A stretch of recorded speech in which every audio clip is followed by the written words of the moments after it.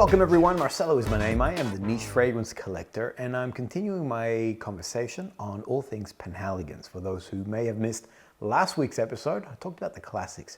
These are the ones that I love with their beautiful bow ties, ones that I would recommend. And today it's going to be about the portraits. The collection is vast when it comes to the portraits, and these are my 6 that are on constant repeat. I'm constantly reaching for them.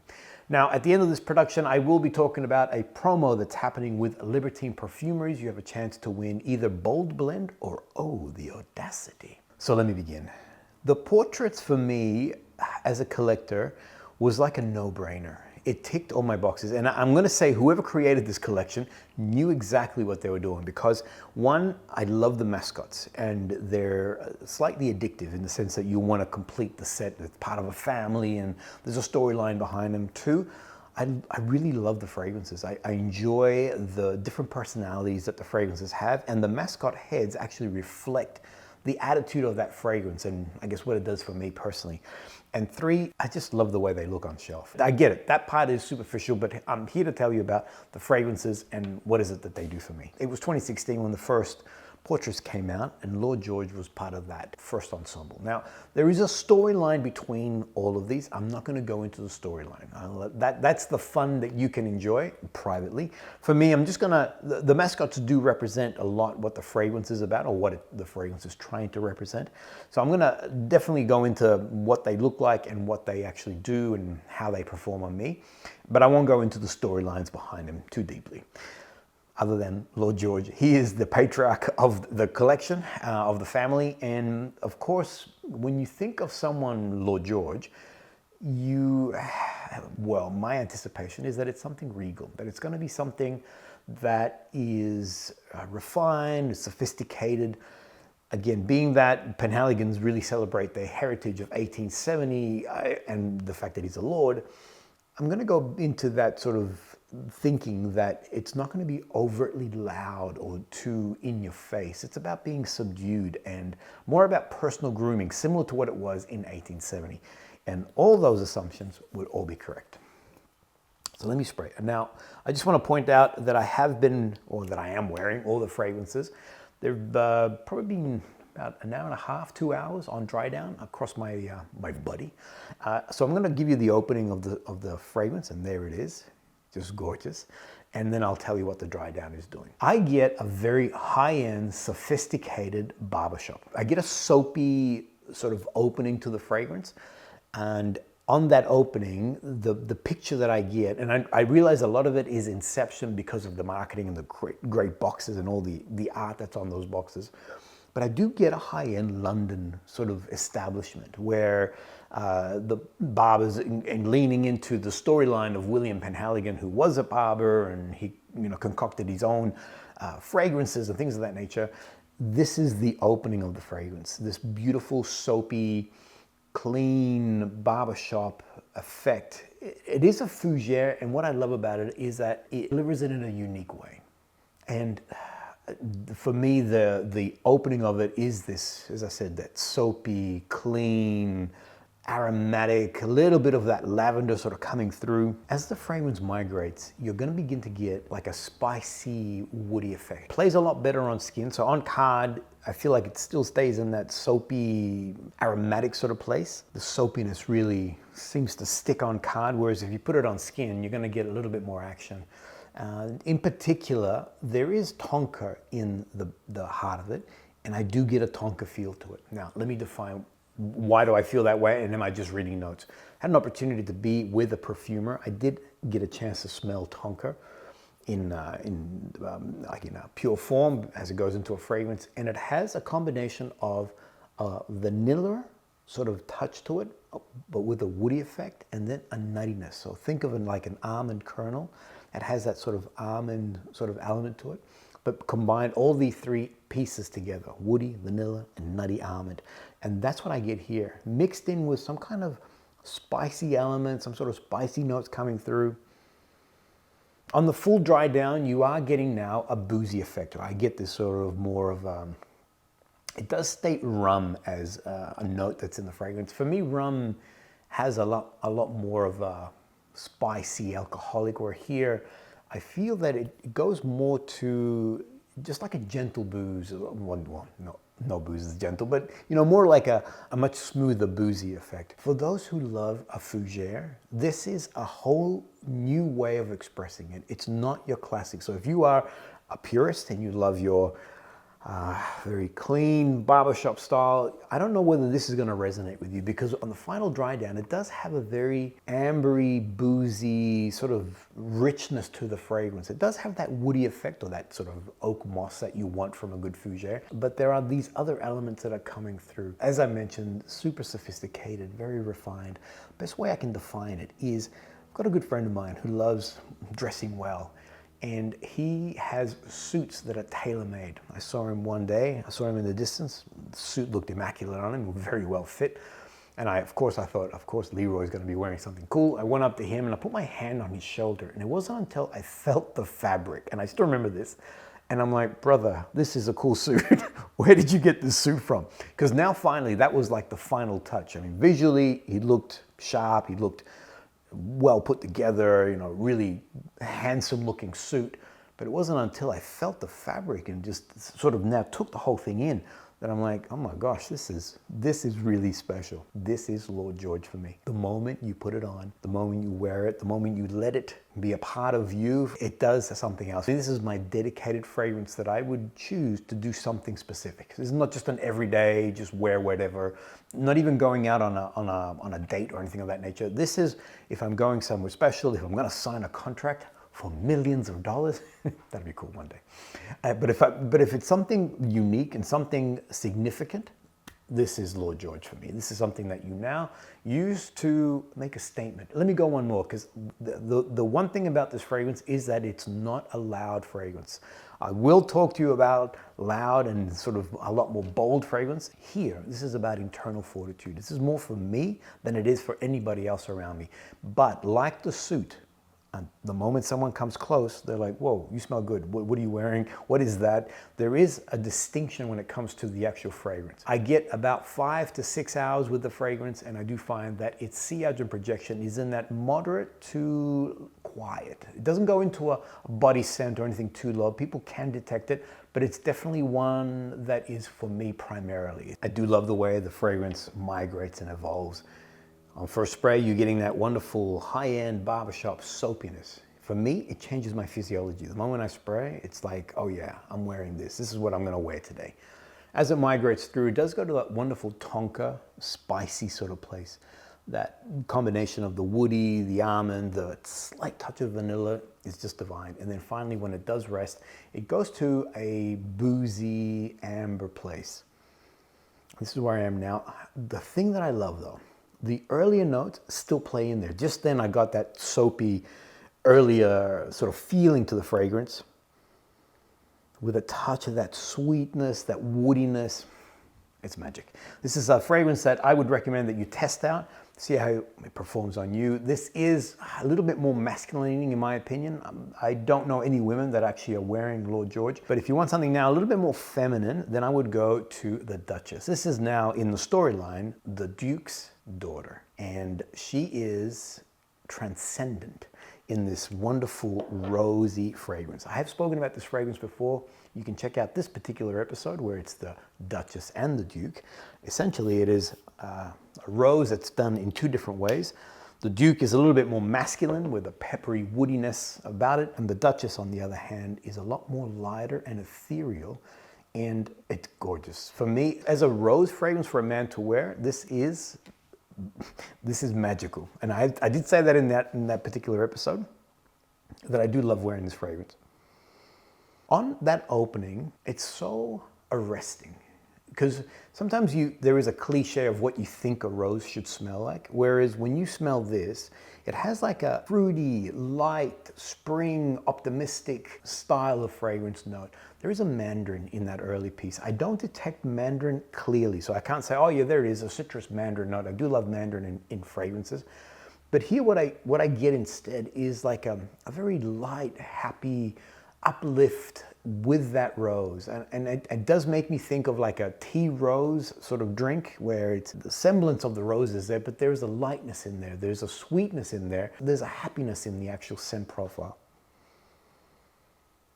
And I love it.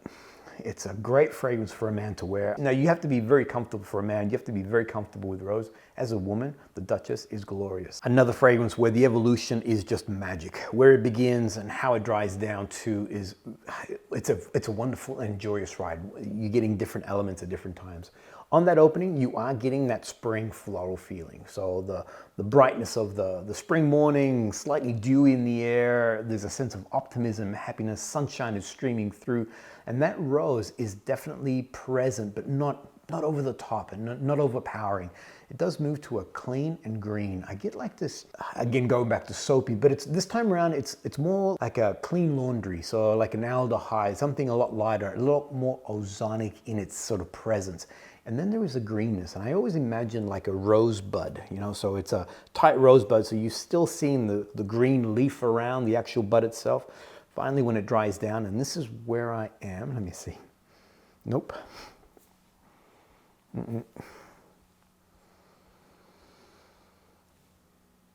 Magical. And where I am now is in this rosy, musky place. It does rest on a wonderful skin-like musk element, nothing animalic, everything is very subtle. And I go back to that clean laundry sort of vibe. There is think of like clean sheets or something that's just been washed in a beautiful smelling detergent, then put out in the sun, and it's grabbed the air, the breeziness of the atmosphere, and that's what you get here.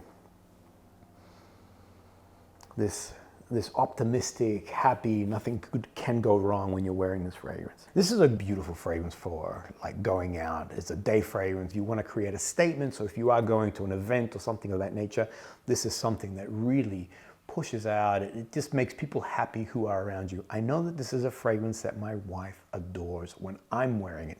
She wears it too, so it's a favorite within the family, but when I'm wearing it, and I go back, I think maybe all these feelings of happiness are linked to the fact that when I am wearing it, Sandra is always responding. It makes those around you happy. That's the essence of it.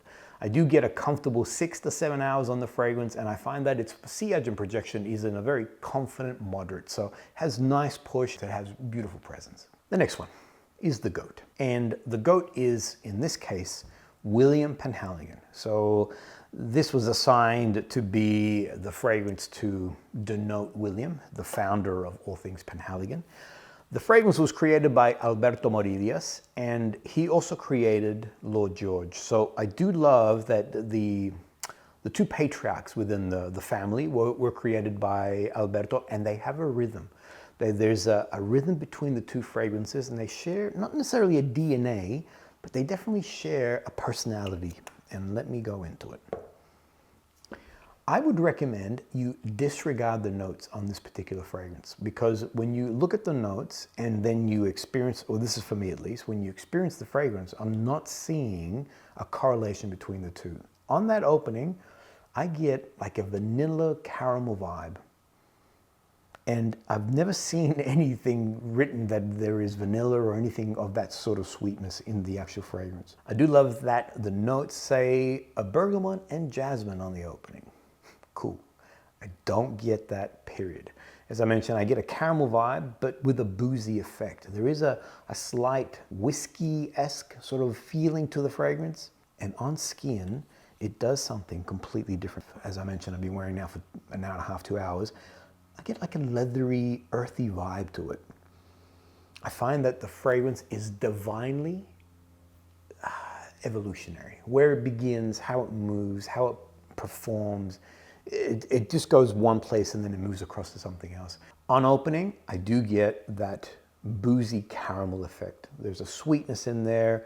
There's a boozy effect. As it moves through, I get like an earthy, suede effect. Finally, when it rests, it does go to these gentle woods, and that's the best way that I can define it. I know that there is vetiver in here, and I'm going to say yes, vetiver is a player in the actual fragrance, because I do get like a earthy, grassy, sort of dryness from the actual fragrance.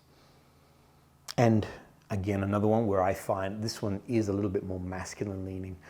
This is a statement maker. I created an episode early on when I first purchased it, and I really banged on about how glorious this fragrance is. This has become one of my staples. I really enjoy this particular fragrance, how it makes me feel, how it sort of transcends in the air. This is now more a day-to-day fragrance, where Lord George is my something significant is happening, something where I just want to have that internal sort of feeling regal perhaps.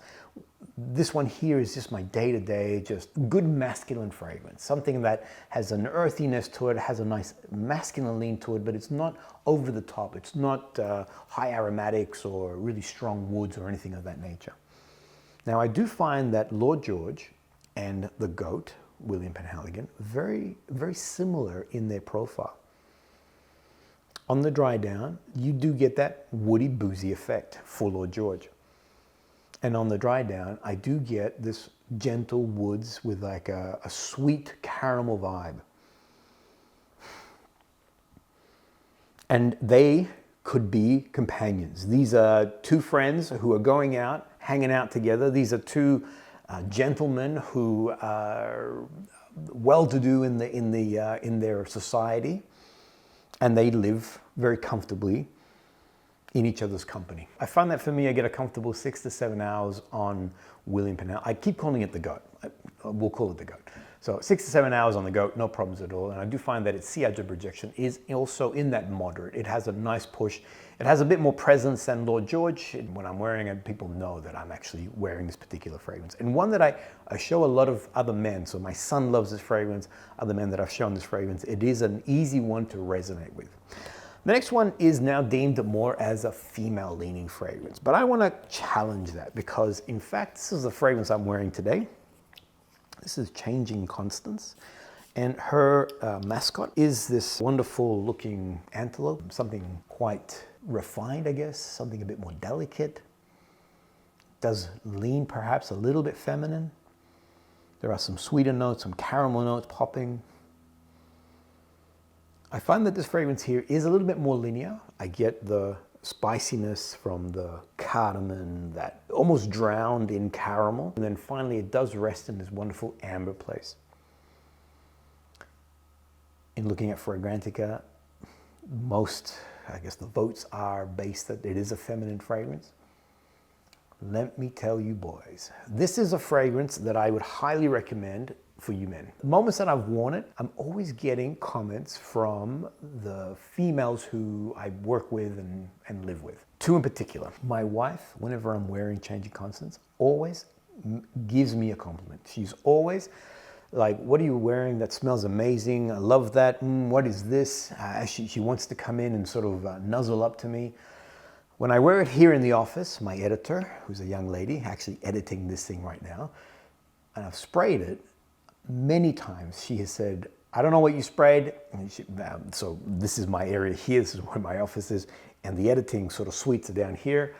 And she calls out, I don't know what you just sprayed, but it's amazing. It smells beautiful. And that is every time. So I find that this is something, the scent profile is something that's quite alluring to a female nose. So boys, I'd recommend, try out Changing Constance. I know it looks a little bit more female leaning with the mascot, blah, blah, but I would test it on skin. It's a beautiful gourmand with, but not overtly. So it's not overtly sweet. The cardamom, that salty caramel vanilla vibe that it has, that amber dried down is quite unique on a man. It is a lot more linear, as I mentioned. Not a lot of change. Where it is what it is. It does have great presence. I find that for me, I get a comfortable 6 to 7 hours without a problem on skin, and its presence is about moderate when it comes to its projection and also its sillage. I find that also, if I can sort of capture it quickly, it does remind me of like a spiced chai. So a warm spiced chai. The visual that I get when I smell this fragrance is of a coziness. So a fireplace, the color is brown, there is low light. This is a fragrance that inspires cuddling. There's not a lot of sexual overdrive in the actual profile. I don't find that it's very sexually charged. If anything, it's a lot more about warm and cozy. Men we're always rebuked that we don't cuddle, that things quickly escalate to to non-cuddling situations. The classic is, you know, your wife has a sore back. Honey, don't worry about it. I'll give you a massage. 5 minutes into the massage, and you know, you want to change the setting to other things. Whereas if you're wearing this as a woman, your husband will be like, honey, let me give you a massage, and then after that, let's just cuddle. That caramel, that vanilla, the amber, you just want to put on the fireplace and grab a blanket and just sit there and just hang out together. Great fragrance. Boys, as I said, I would strongly recommend, test it out. Ladies, this is something that's super easy. I am wearing it today. Let me tell you, about 2 hours deep into the dry down. I'm in the amber place. I'm getting a touch of vanilla. After 2 hours, the sillage is now in that sort of more quiet, moderate. It doesn't go into a body scent. People can detect it. As I mentioned, when I am wearing it, my wife Sandra is picking up on the fragrance. Let me tell you about Terrible Teddy. This was the first one that I actually got from the collection when it when I started getting into all things niche perfumery. It would have been what, 2017 or early on around that time. And it just does not get old. I got it then. Actually, the very first episode that I did on the channel 5 years ago was on Terrible Teddy. So it gives you an idea of how constant it has been as a love, regardless of how fancy I've become with other fragrances and expanding my nose and all the rest of it. Terrible Teddy it just has the classic formula in there that still appeals to me. Fragrantica has a lot of interesting comments when it comes to this fragrance. So I'm gonna say this. Take that with a grain of salt. Take even my comments with a grain of salt and go out and test it for yourself. I find that the fragrance is quite unique. Everyone I've shown, in particular my family, who are in love with this fragrance, and I also find that it's quite complex. If I look at the notes and they state things like incense, leather, ambroxan, I'm like, okay. Sometimes incense can be a little bit polarizing as a note. Instead, what I get is this. On opening, you get this wonderful metallic cedar-like quality. When it begins to dry down, it does go to like a gun smoke leather. You are getting a leather effect, but I do get this smoky feeling to the fragrance. And finally, when it dries down, it does go to a woody aromatic. So I'm getting this confident, this hand on my hips, come at me world sort of feeling to the fragrance where there's a sense of resilience to it. There's a sense of sharpness to it. And again, for me, the rhinoceros head actually depicts the fragrance really, really well. Now, in my family, this has become a big love. So when I first got into niche perfumery, this was an early love of mine. It became not necessarily a signature scent of mine, but something that I would wear quite often. My son-in-law fell in love with the scent profile, and he bought it for himself for his birthday. It was a fragrance that he began to use. Then his son, who at the time was about 2 years old, 3 years old, became the fragrance that he would wear. So you found that I was wearing it, my son-in-law, and then my grandson, we were all wearing this particular fragrance, and it smells slightly different on all of us. Recently, and I'm gonna say about 3 weeks ago, my son-in-law came over to the house, and I'm like, you smell great. What are you wearing? What is that smell? And he's like, it's Terrible Teddy. And I'm like, I came up again, I'm like, it smells different. It's a lot more aromatic. I'm expecting a little bit more of that leathery sort of woodiness. I'm getting these wonderful aromatic sharpness from it. And he's like, it's Terrible Teddy. And I had to go to him 2 or 3 times because I'm like, my brain just would not accept that this was Terrible Teddy. The fragrance is quite unique on all of us. There is a unique touch when it comes to wearing it on skin. I found that the fragrance has great presence, 7 to 8 hours without a problem, and its sillage and projection is in a confident moderate. It does have wonderful push. You can dress it up or you can dress it down, become like a great date night or go to a wedding, you know, something that really commands attention, or you can dress it down. My son-in-law, when he came over, he was just on a bike ride with his daughter around the neighborhood, and yeah, the fragrance worked. It was a sunny day. There was something about it that just made me want to go out and reach it for myself and actually spray Terrible Teddy and wear it also. Great, confident maker fragrance. Now, the last one. This one here is the Bull, the Blazing Mr. Sam. And in the storyline, the Blazing Mr. Sam is an American. Whereas most of these, I think all of these, are all English. Whereas the Blazing Mr. Sam, like a bull in a china shop, is just coming through strong, confident. What do you want? What do you need from me? That's not Americans.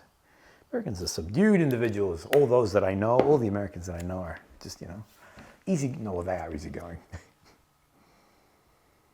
And this fragrance is exactly the bull. It's like, what do you want?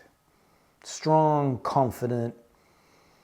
There's an air of strength about it. I do love that. There is mixed reactions to the Blazing Mr. Sam. Some people absolutely adore it and really talk highly of it. Others really give it a hard time, and I don't understand why. For me, I go back to what I was saying before with Terrible Teddy. Put it on skin.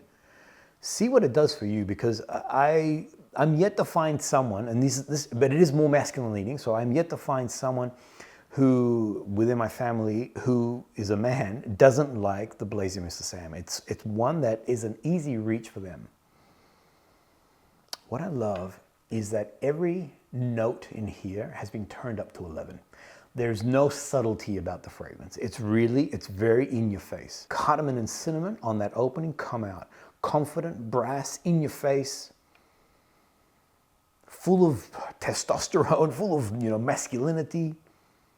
And then as it begins to move through, it goes into this wonderful amber, hay-like, earthy qualities to it.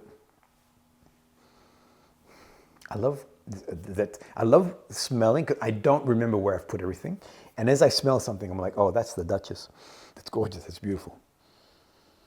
The Blazing Mr. Sam, because I've got something here on this other side. I want to see its difference. So where I am with Blazing Mr. Sam now is in that patchouli sort of dankiness. A little bit of the musty, a little bit of that earthiness, a little bit of that hay-like quality. This is the only time, when it finally dries down, this is the only time where the fragrance sort of pulls itself backwards a little. On that opening, it's very assertive, very in your face, very commanding, and very wonderful. I mean, it grabs your attention very quickly. Let me give you the evolution, because I do love the way this fragrance migrates. Opening with a spice bomb. That cinnamon and cardamom is just arresting. It's in your face, but divine. Then as it moves through, it does go to like a vanilla spicy place. You are getting now this vanilla coming through. There is a distinct spicy vanilla touch to it. And finally, when it dries down, it does go to that musty, earthy dankiness, which I love, which is patchouli. So it has this wonderful patchouli, does have some tobacco in there, but it goes into this wonderful hay-like place. There's a comfort and a warmth. There's a masculine strength also with the fragrance. Now, a lot of the time, the fragrance has been compared to Halfeti. I spoke about Halfeti last week. I did speak about how Halfeti does use a unique rose taken from the town of Halfeti. And like I said, there's a lot of sort of unusual comments around this particular fragrance. So I purposely did this. Mr. Sam is here, and Halfeti is here. They both had the same dry down. The one thing that they share, in my opinion, is the spices that come through on the opening. So I find that the cardamom cinnamon element in Mr. Sam is shared somewhat with Halfeti when it opens. But 30 minutes in, it begins to now, it just goes into a whole new direction.